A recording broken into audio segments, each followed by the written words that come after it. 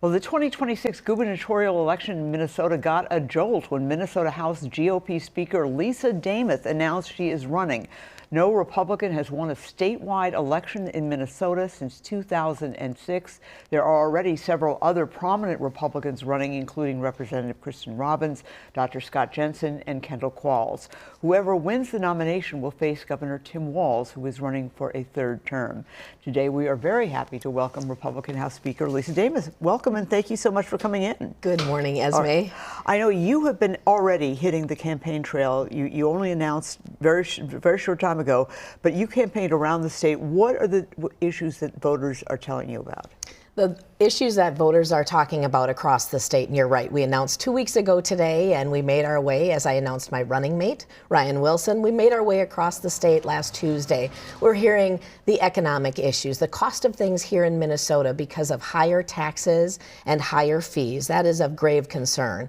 Definitely fraud is another concern, where tax dollars have gone unchecked out in fraud. That is a grave concern for Minnesotans. And then just wanting our kids overall to be able to, at a minimum, read at grade level. And we're not seeing those outcomes for all of our kids here in Minnesota across the state. Some districts are doing really well, others are really struggling. I know you said you want the endorsement of President Trump. President Trump just rolled back some of his tariffs because they are contributing to high costs of food. Is that something that you think will help you? I will be seeking the endorsement and abiding by the endorsement of the Republican Party here in the state of Minnesota. And I'm really honored that over my time in the legislature, I've received that endorsement to run as a Republican in House District 13A. So as a candidate for governor, I'll be seeking that endorsement from the state party. And yes, I will be seeking the endorsement of Trump. Agreeing to abide by the endorsement, that's something that some of the other candidates have already said they're not going to do, including Representative Kristen Robbins, who is also a state representative. She is the chair of the fraud committee in the House. She put out a statement when you announced, she said, first of all, she's your friend, or she considers you a friend, but she also said there's no appetite for a Republican who sides with Tim Walz on raising our taxes and making our streets less safe. Lisa Demuth agreed to a backroom budget deal that raised taxes and shut down Stillwater Prison. What's your reaction to that? I would consider Kristen Robbins a friend. We came into the legislature together in the 2018 election, and when I, as Speaker of the House, in this last legislative session, established the Fraud Prevention and Agency Oversight Committee, I chose Representative Robbins to chair that committee for 2 years.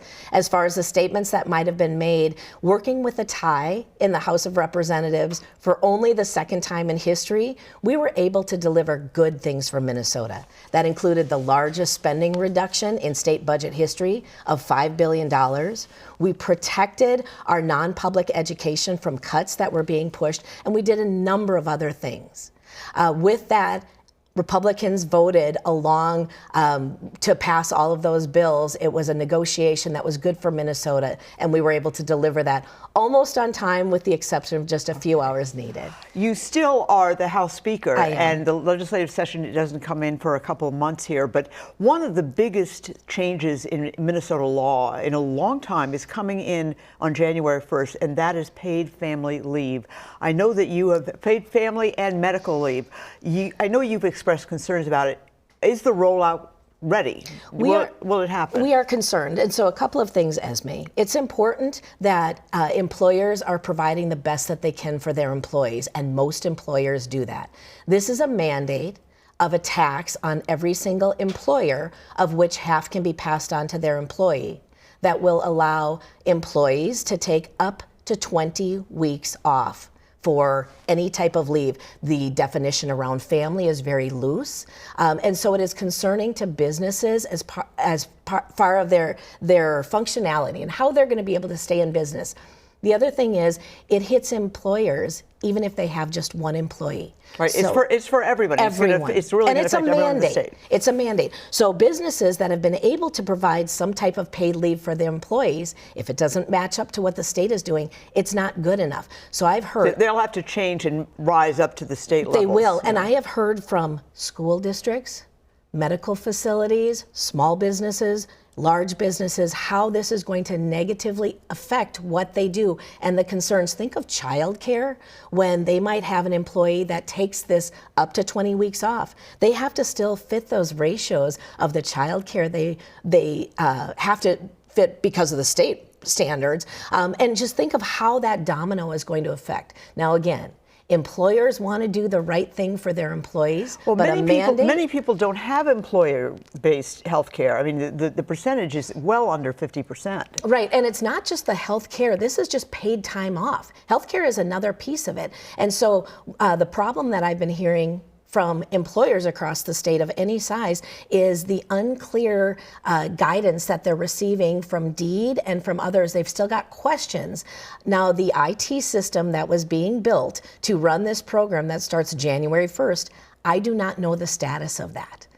To my knowledge, it is not completed. It was supposed to be completed by the end of October. I haven't received anything confirming that it is done and ready to go. And we don't have a good history of rolling out IT systems when you think back to MinSure and Minute for the MinLars. MinLars, yeah. Yes, and so when you think of that, so there are a lot of concerns. It is barreling toward us, and we have got to figure out if we're ready to go and how employers are going to be able to do what they need to in their businesses. And I know the governor has said that they will be ready. It is an enormous thing, though, that it will literally affect almost everyone in the state. Yeah. We had asked for a rollback of maybe a year delay or changing some family definitions at the end of the session. We couldn't get those through. Okay. All right, Speaker Demuth, thank you so much for coming, breaking off the campaign trail. Absolutely. And obviously you have a big job ahead as Speaker, too. Yes. So thank you for coming in. Thank you very much, Esme.